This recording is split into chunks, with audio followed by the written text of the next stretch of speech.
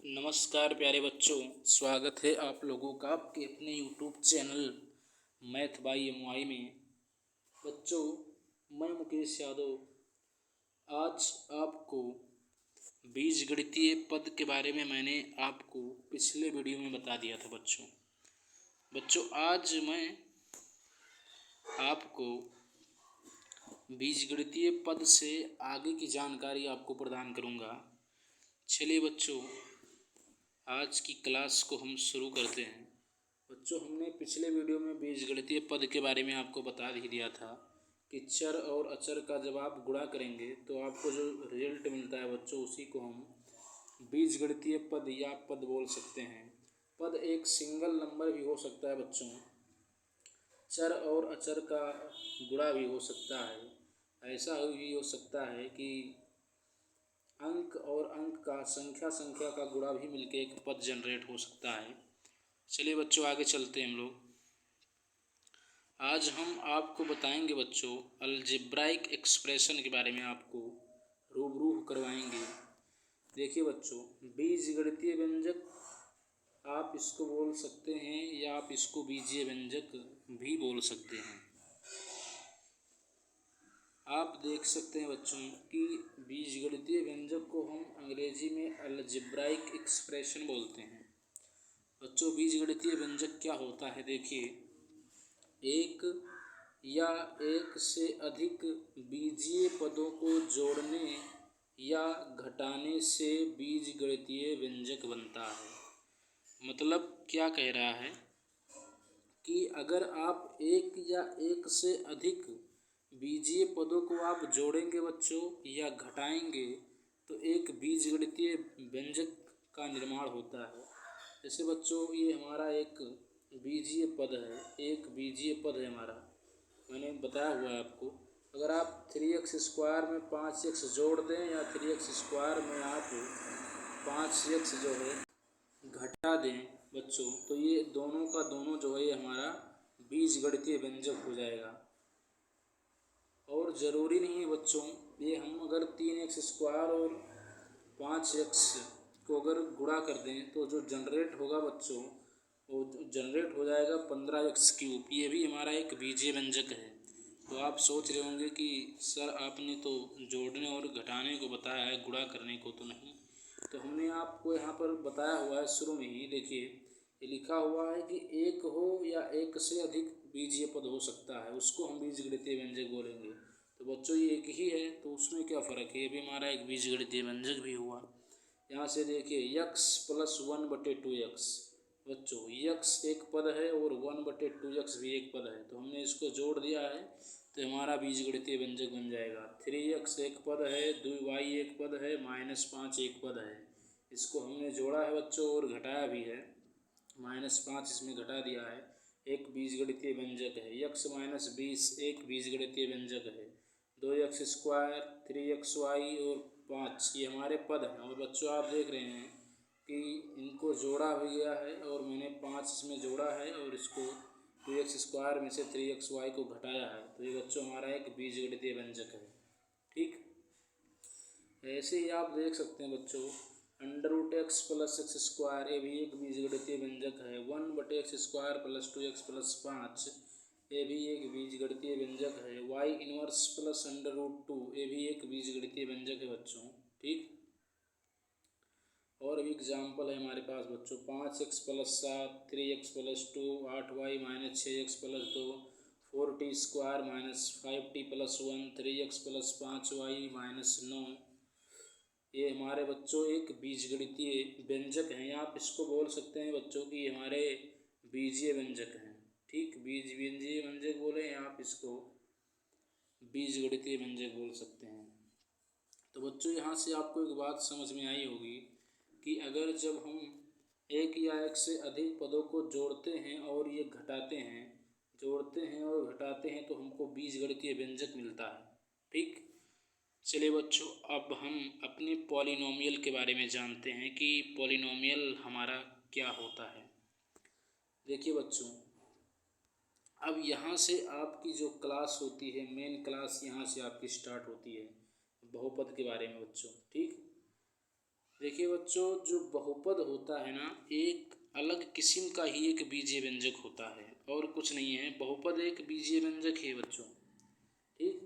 लेकिन ऐसा बीजीय व्यंजक जिसमें प्रत्येक पद में चरों का घात एक पूर्ण संख्या हो। मतलब आप देख रहे होंगे बच्चों कि कुछ बीजीय व्यंजक हमारे ऐसे भी हैं।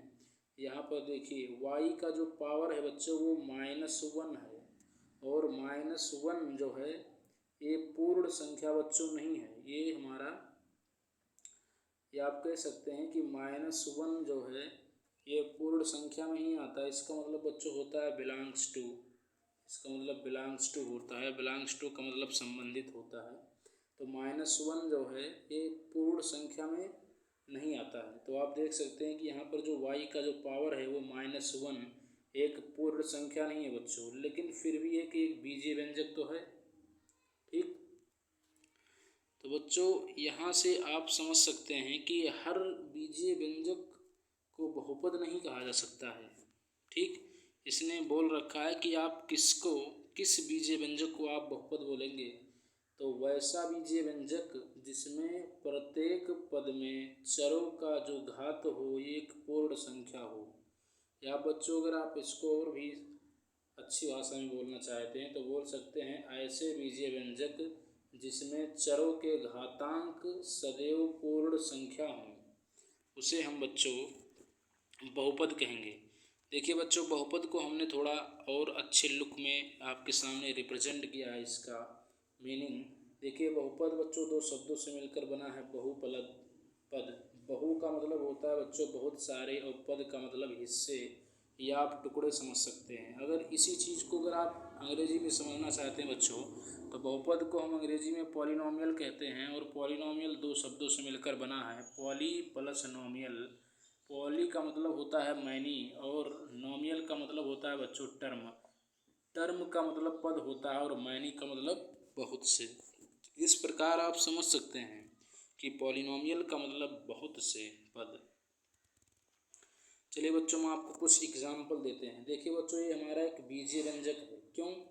क्योंकि आप देख रहे हैं कि यहाँ पर जो पद हैं उसको हमने जोड़ रखा है। और बच्चों यहाँ पर देखिए, ये जो पावर है x का जो पावर है वो 2 है, और यहाँ पर x का पावर 1 है। और बच्चों आप जानते हैं कि 2 और 1 पूर्ण संख्या है। पूर्ण संख्या का मतलब बच्चों वो संख्या जो 0 से शुरू होती है। 0, 1, 2, 3, 4, 5, 6 डॉट डॉट, ये सारी की सारी हमारी पूर्ण संख्या हैं। पूर्ण संख्या को बच्चों हम W से लिखते हैं, ठीक। अब देखिए बच्चों, ये हमारा एक बीजीय व्यंजक है लेकिन बहुपद भी है, क्योंकि यहाँ पर देखिए जो चर हैं, सभी चर का जो घात होना चाहिए वो धनात्मक होना चाहिए बच्चों, या पूर्ण संख्या होना चाहिए। देखिए यहाँ पर x का घात 3 है, 2 है, 1 है। देखिए 3, 2, 1, एक पूर्ण संख्या है। तो बच्चों ये जो हमारा बीजीय व्यंजक दिया गया है ये एक बहुपद है, ठीक। फिर इसी प्रकार आप देख सकते हैं कि ये जो हमारा बीजीय व्यंजक है बच्चों, देखिए y का जो घात है वो 2024 है, और इस y का घात जो है 2 है, और 2024 और 2 एक पूर्ण संख्या है। तो इसका मतलब ये जो आपको दिया गया है बच्चों ये एक पॉलिनोमियल है, ठीक। आगे देखिए बच्चों, देखिए ये हमारा लिखा हुआ है 2x के पावर 3 प्लस 5x के पावर -2। देखिए बच्चों यहाँ पर x का जो पावर 3 है, ये 3 तो पूर्ण संख्या है, लेकिन ये -2 जो है पूर्ण संख्या नहीं है। तो बच्चों हमने बताया है कि वैसा बीजीय व्यंजक जिसमें सभी चर का घात जो है पूर्ण संख्या होनी चाहिए। ऐसा नहीं कि एक चर आपको मिल गया और एक नहीं मिला तो आप उसको पॉलिनोमियल बोल देंगे। जितने भी चर हैं उनका जो घात होना चाहिए वो पूर्ण संख्या होना चाहिए। तो ये -2 है जो कि एक पूर्ण संख्या नहीं है, लेकिन 3 जो है पूर्ण संख्या है बच्चों। तो ये जो हमारा एग्जाम्पल है ये बीजीय व्यंजक तो है लेकिन ये बहुपद नहीं है, ठीक। आगे देखिए, जैसे बच्चों हमने लिख दिया 2/x। अब आप जानते हैं x का पावर कुछ नहीं है तो आप 1 लिख सकते हैं। अगर आप इसको ऊपर लेके जाएंगे तो 2 का पावर x -1 हो जाएगा। बच्चों ये हमारा एक बीजीय व्यंजक है, लेकिन देखिए यहाँ पर x का जो पावर है वो -1 है, और -1 जो है ये W में बिलोंग नहीं करता है। इसका मतलब बच्चों बिलोंग होता है, और अगर हम इसको लिख कर काट देंगे तो इसका मतलब डज नॉट बिलोंग्स, मतलब ये डब्लू का सदस्य नहीं है। ठीक, तो बच्चों इस प्रकार से ये जो 2/x है ये हमारा बीजीय व्यंजक है, मगर ये बहुपद नहीं है। ठीक, चलिए आगे देखते हैं। यक्स क्यूब, बच्चों यक्स क्यूब में आप देख सकते हैं कि हमारा ये बीजीय व्यंजक है, और देखिए यक्स का जो पावर है वो 3 है, और बच्चों 3 जो है डब्लू में बिलोंग करता है, मतलब डब्लू का एक सदस्य है। तो बच्चों ये जो यक्स क्यूब है ये हमारा एक बहुपद हो जाएगा।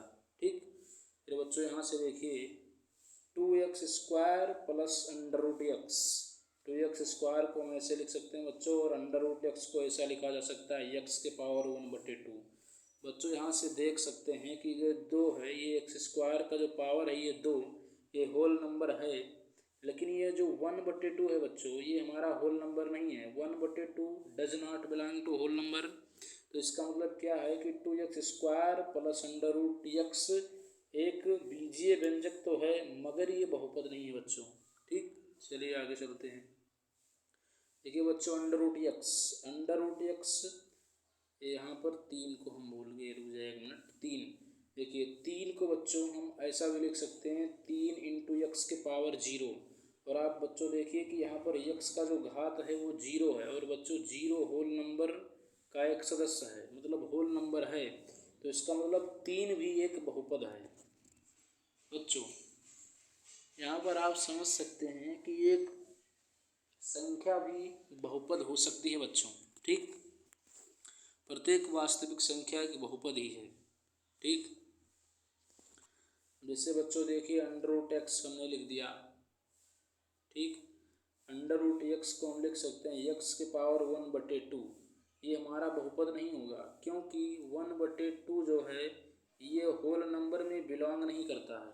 ठीक, लेकिन बच्चों x² जो है अंडर रूट x² देखिए एक बहुपद हो जाएगा, क्योंकि अंडर रूट x² अगर हम अंडर रूट को हटाएंगे तो केवल x बचेगा, और x को हम लिख सकते हैं x के पावर 1, और बच्चों 1 जो है डब्लू में बिलोंग कर रहा है, तो ये बीजीय व्यंजक भी है लेकिन साथों साथ में बहुपद भी है। ठीक, अब बच्चों मैंने आपको यहाँ पर कुछ ऐसे एग्जाम्पल दिए हैं जो बहुपद नहीं है। जैसे ये हमारा बहुपद नहीं है क्योंकि 3/5 जो है बच्चों ये होल नंबर नहीं है। देखिए 1/x प्लस 1 ये बहुपद नहीं होगा, क्योंकि इसको ऊपर लेके जाएंगे बच्चों ये हो जाएगा x के पावर -1 प्लस 1। ठीक, तो ये हमारा x का जो पावर हो -1 है, और -1 बच्चों होल नंबर का एक सदस्य नहीं है। ठीक, फिर ये वैसे 1/x नहीं होगा, x के पावर -3 नहीं होगा, क्योंकि -3 जो है डब्लू में नहीं है बच्चों। ठीक, फिर ऐसे ये हमारा बहुपद नहीं है, फिर ऐसे 1/x -1 हमारा बहुपद नहीं है, 3/y हमारा बहुपद नहीं है बच्चों। तो एक बात यहाँ से आपको समझ मिली होगी, देखिए ये बहुपद भले ही नहीं है मगर ये बीजीय व्यंजक है। यहाँ से आप समझ सकते हैं बच्चों कि प्रत्येक बीजीय व्यंजक बहुपद हो ये कोई ज़रूरी नहीं है, मगर प्रत्येक बहुपद एक बीजीय व्यंजक हो ये बात ज़रूरी है। मतलब आप कह सकते हैं बच्चों, यहाँ से एक बात आप समझ सकते हैं कि बच्चों एक बात आप यहाँ से समझ सकते हैं कि जो बीजीय व्यंजक होता है बच्चों, एक मिनट देखिए बच्चों,